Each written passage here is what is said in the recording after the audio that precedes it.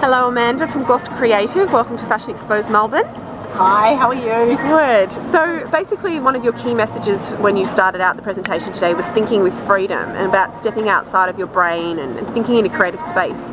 You know, as a busy retailer, you mentioned that there are ways to sort of do this in your environment. What are those tips? What do you suggest? Okay, I think one of the most important things is to give yourself the time to be able to have a dream in the first place. Everyone's busy on their day-to-day work, but I think creativity comes from a place where you set a little bit of time aside just to dream and to follow it up with a bit of research and a few scribbles, and then really layering out what you want to do and really setting aside time to do it and relaxing into it and enjoying it, I guess. Yeah, does that mean taking even just an hour a week, or I mean, we do it 8 hours a day every day. You live it. But if you put aside a couple of hours a week, one to dream and an hour to do, you might be able to come up with your networks of creative friends something pretty amazing. Yeah. So Gloss Creative take a brand and they express it in a 3D way. Can you explain that multidisciplinary design process in a bit more detail? Sure. Really, it's not the VM that we're about. What we're about is creating an emotion and a feeling about the brand. So, say Sports Girl's about fun and fashion and friends, then when we think about that idea, we create things that feel like that look like that.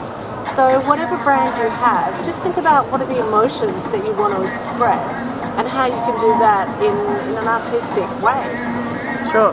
You mentioned building a VM window bit by bit and adding sort of, intermittently to that. Is that a process that, you should just sort of start a window display and then move on to something and just add week by week, or? Yeah, I think you have to, when I talk about layering up ideas, I think that's in the initial stages where you get a brief. Okay, what's the solution?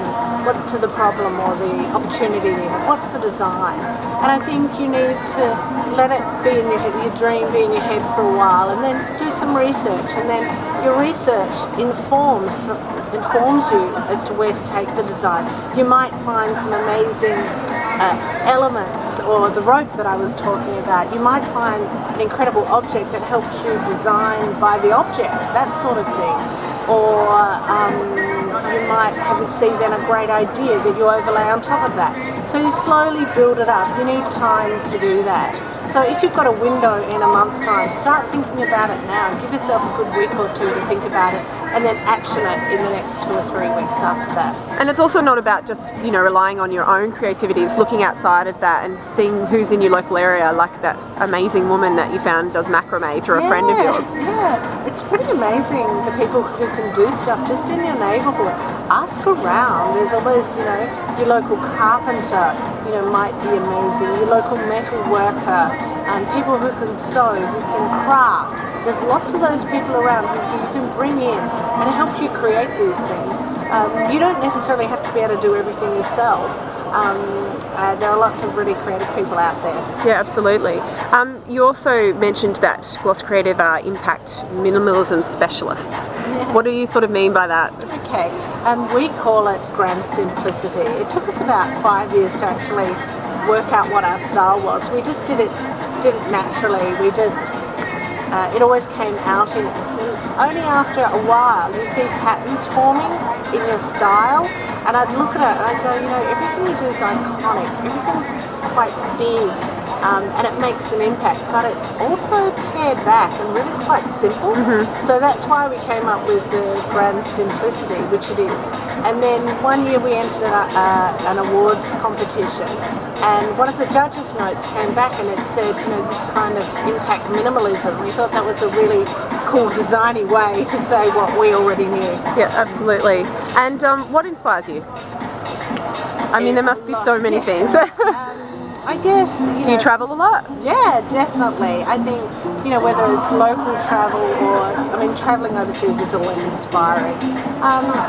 Overseas for me is not so much about going to see shops as if I see a shop, I'm inspired by the level of creativity that people have reached. But we go to galleries, we go to gallery bookshops, we eat out, we go to talks, we don't just hang out in retail, we hang out across the board, because often it's things that come from out of your area that are inspiring to us as well. We're inspired by craft. We love that new movement in craft. It's really giving craft a rebirth, which we love. We love architecture. We love floristry. All of those things we bring into the mix of everything that we design as well. Fantastic. Thank you for your time. No worries. Thanks.